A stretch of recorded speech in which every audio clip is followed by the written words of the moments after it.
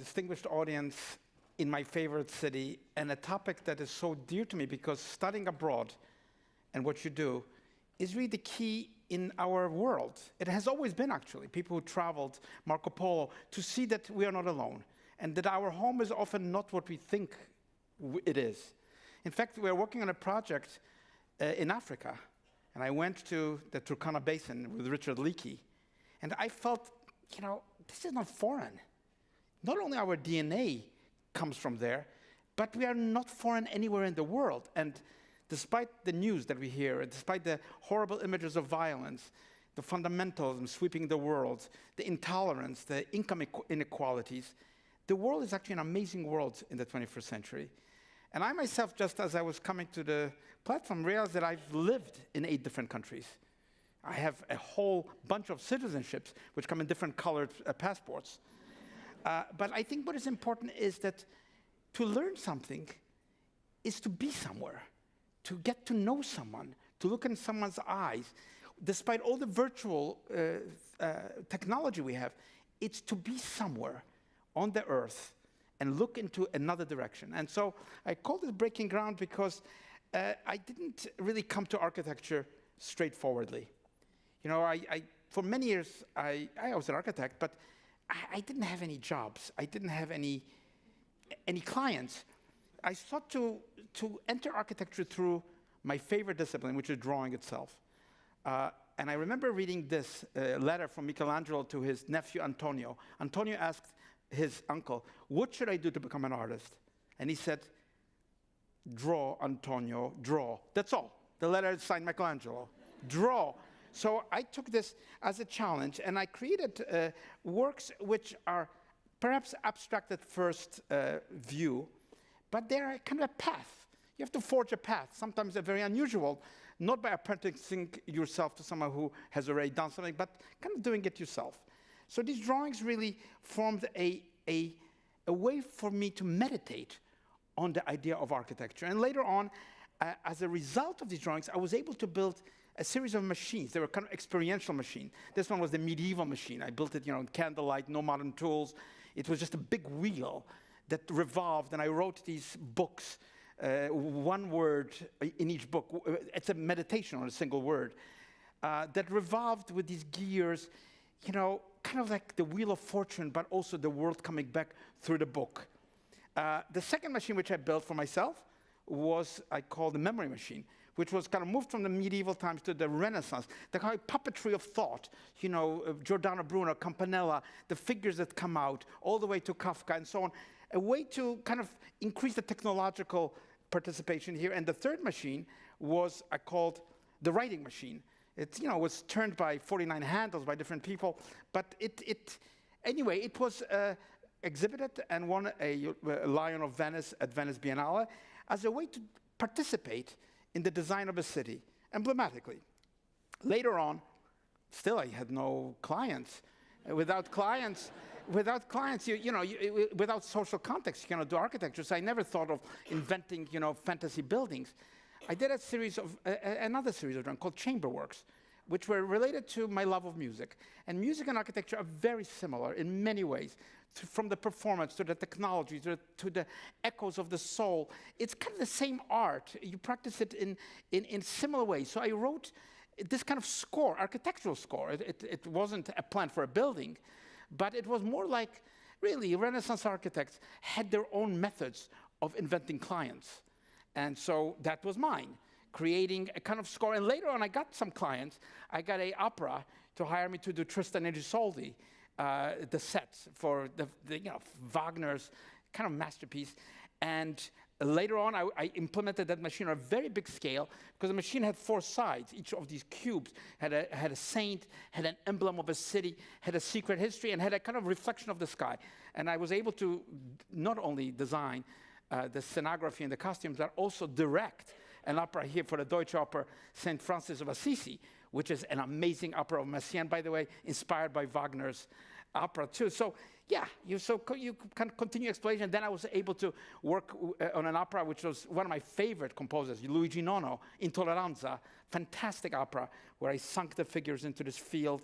So continuing with drawings, and my most recent series, which I called Sonnets of Babylon, devoted really to my love of Shakespeare, Shakespearean sonnets, and also the idea of Babylon, the city.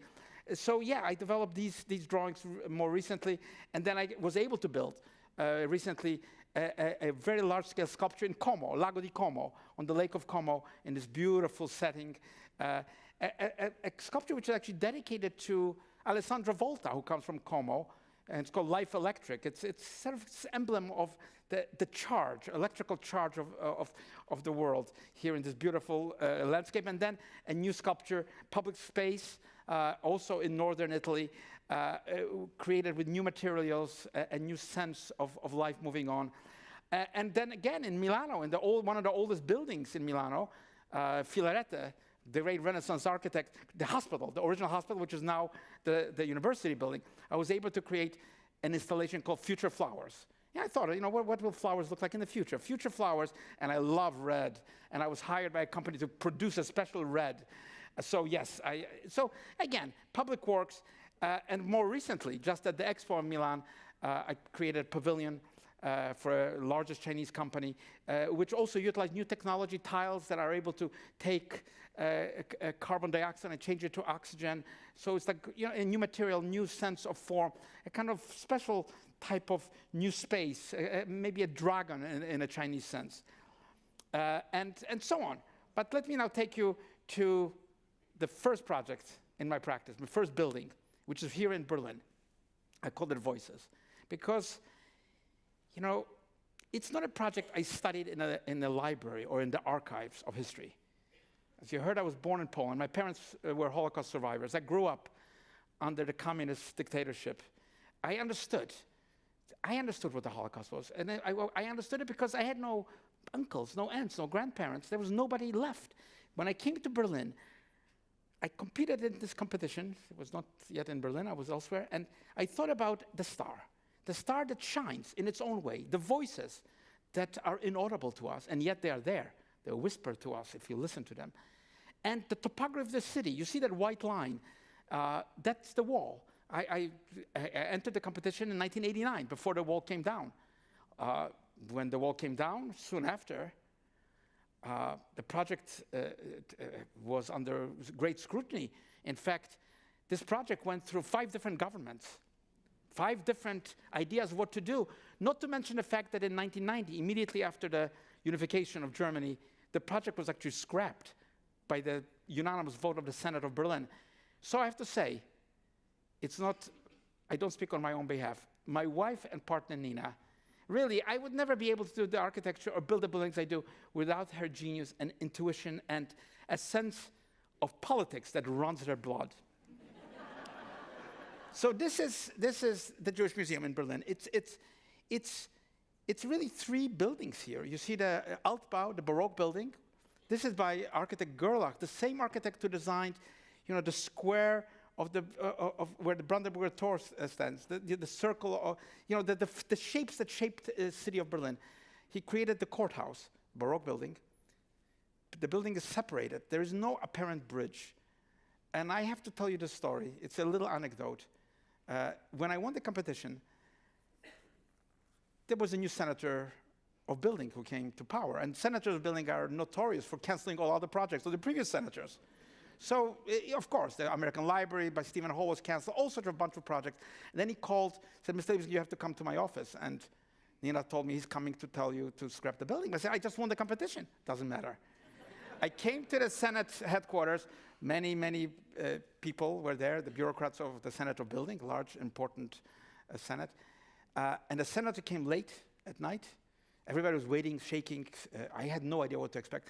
And he came to me and he very sort of Napoleonically walked in with his coat, didn't shake my hand, put his finger next to my face and said, Mr. Libeskind, what buildings did you do in your past? And I was astonished because I had no answer. Then he repeated it with a finger closer to my nose, say, what big buildings did you do in your past to qualify you to do this project? I said, Senator, if you go by the past, Berlin is not going to have any future. So we, for a minute, he just stopped quizzically And then there were all these models, all the 1 to 500 models of different projects submitted to the competition. Obviously, mine was just one of 200. And he said, how do I get to into your building? And I said, Senator, for you there is no door, because there is no door to Jewish history through the building. You first have to go underground. And so this is what this building is. You have to reach the underground, because much of the Jewish history, even at the height of the Enlightenment, was in the darkness. Even in the time of Hegel, Kierkegaard, the great thinkers, Lessing, the bias, the anti-Semitism, the bigotry was there. And not to mention that during Hitler's time, Jewish cemeteries were used to pave the subways of Berlin. So I thought entering this trilogy, this 3 routes in the underground, it was the overture to beginning the museum. No apparent bridge to the future. And here it is. And by the way, you see the word lodge. Actually, it's not mine, it's the exhibition designer. That's where I come from. And by the way, all Berlin Jews were the first deported to death through the city of Lodz, because Lodz was considered the lowest, the poorest, the antipode of the Jewish culture of Berlin.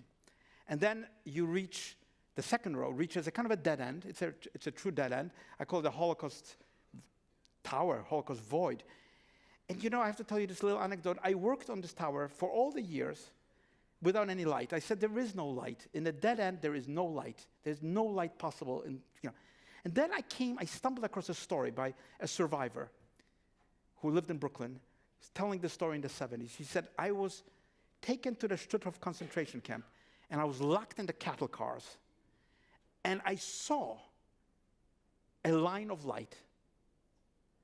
I don't know what it was, she says. Maybe it was just a crack in the car. Maybe I was looking at a white plume of smoke from an airplane.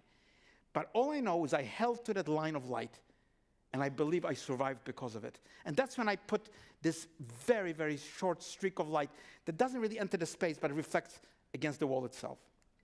And the third route really leads to what I call the Garden of Exile. It's not a normal garden. It has 49 columns, 7 times 7. They stand on an oblique plane. Vegetation is growing out of these columns. There's an irrigation system within, but the vegetation is high up. And it's a symbolic garden. Central column has the earth of Israel. 48 have the earth of Berlin. It's 1948, the founding of the State of Israel. And then the main stair, which doesn't take you to an atrium, doesn't take you to some redemptive space. It takes you to a blank wall. Because it's very important not to think of some story, to make up some story about the Holocaust. It's just a lateral move to the exhibitions. And it's a space that shows that continuity and hope is based on a faith in citizens, in history, in the others. And then the building itself doesn't have really normal windows. It has this kind of matrix of the city that is folded onto the buildings. When you're looking through it, you're not looking at any monuments, but you're looking through connections between Germans and Jews that I found through addresses, through names in books, through telephone books. I can't say I'm in the hundreds of thousands, but there are many, many of them in this matrix. And then the museum itself, the center of the museum, is the void. It's not a space you can enter. And by the way, it's a space that I was inspired by an opera of Arnold Schoenberg, later on Aaron Schoenberg, when he was exiled from Berlin as a great, very fantastic composer, intellectual. He wrote the opera, Moses and Aaron. He only completed the score for 2 acts. The third one remains unwritten. Cannot be completed because the aporia in the end of the second act of Moses and Aaron is Moses calling to God for something, for the meaning of it all, and there's just a silence. And I thought I could complete the opera. I love music. I could complete the opera in the echoes of the footsteps of the visitors across that void. And that's indeed what it is. It's a void. And then later on, I was lucky to be given another commission by the museum, because originally there was no place for dinners. There was nothing of that was envisioned. But the sukkah, that space in the Altbau of the Baroque building, is now a very lively space of music, of concerts. So that's what architecture, it is about optimism. It is about hope. It's about moving forward. And lately, I was able to, across the street, in the old Blumenhalle, the old flower market, put a few kind of forms to create a library, an archive, a place to meet, a performance space. And I was able, the museum allowed me to create a work for it. You see it on the outside. It's in Kreuzberg, right on the museum. and it's my favorite quote from Maimonides, Moses Maimonides, which says, "Hear the truth, whoever speaks it." What a beautiful thought. And I put it in Arabic, because it was written first in Arabic, Judeo-Arabic, German, English. It's relevant because we are in a world of 60 million immigrants to Europe. We are in a different world. We have to be able to welcome others, make them understand what connects us deeply. And there it is. It's not a huge project, but it's a museum that I believe has had an impact not on people who come to visit, but on young. And Germany has changed. And I appreciate Germany enormously because it's a powerful culture that understands that void, understands also the movement forward. Later on, I had a chance to compete in another competition, and I called it Fault Lines because it's not a project you would normally maybe see someone like myself doing, which is the National Military Museum of Germany in Dresden. It was a competition. Now, you perhaps know that Dresden, not far from Berlin, was considered the Venice of the North, the most beautiful city, a city of incredible cathedral, incredible architecture. And you probably also know this fatal picture of Dresden erased by the Allied bombings of 1945. Nothing, just emptiness. And I entered this competition because I thought it's very important. I created a building, which is part of the old armory, which has this triangulated form. The triangle does two things. Number one, faces the view of the rebuilt city, because it's sitting on a hill where the old Saxon military was always situated, but also points to the three dots from which the triangulation of the bombers that bombed Dresden were. Very important to stand in the history, inside of it, not just outside of it. So there is the building. There's the 19th century armory, which very quickly turned to military museum. And as you can imagine, it's the largest museum in Germany, because the military had such a huge and often fatal effect in Germany. And it was, museum of Saxony, museum of the Kaiser, museum of the Nazis, museum of Soviet Union, the East German museum. And then when the wall fell, the question was, what do we do now? How do we move ahead? Almost all the competitors, not all the competitors in the company, put a building behind the U-shaped armory, which I also restored. But I said, you can't hide the military, not in Germany. You cannot hide it. This is not Washington or Paris or London. This is Dresden. So this is what it looks like in plan. It's a cutaway plan. You see in brown the historical museum, which I restored, which tells the chronology from the 12th century, military history of Germany. It's also like West Point. This is where German officers come to learn about this enormous history. Teutonic Knights, all the way today to Afghanistan and NATO. This vector, which cuts through the building, points with the 3 points at the triangulation of the bombing and also at the view, interrupts the chronology exactly between 1914 and 1945. And those are the terrible years, German militarism, dictatorship, all those things that, and there's the building. It's a cut, and it's something that, it's not abstract, it's not just in the mind, it's spatial. And you can see the juxtaposition of the restored armory, because very badly treated in East Germany, with this upper veil and upper level observatory. It's not a facade. The building literally cuts out the structure as it goes through. And you can see it here in the old halls, Napoleonic Wars.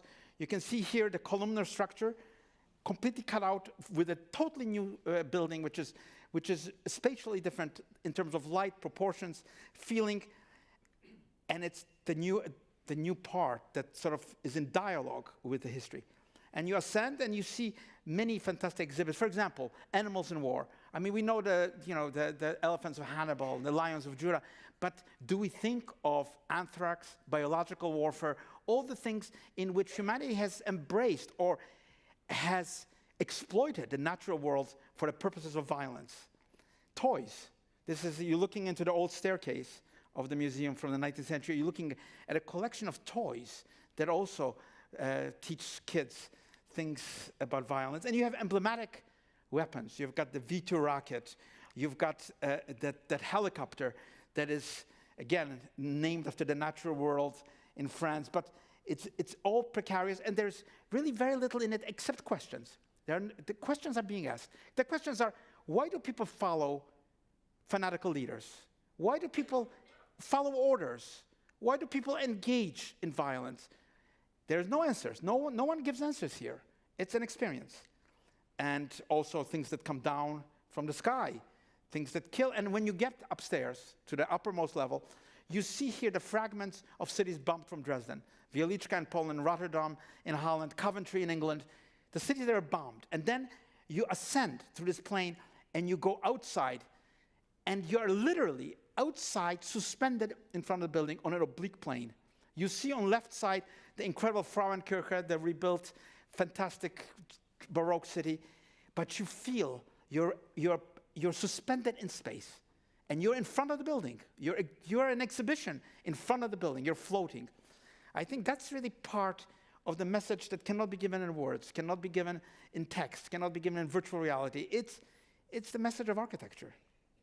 And it is now a building that is not only for people who are interested in military, it's for kids, it's for families, there's a restaurant, there are films. It's a cultural engagement.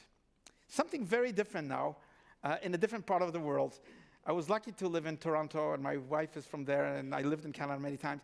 I was able to build, in the center of the city, an addition to the Royal Ontario Museum.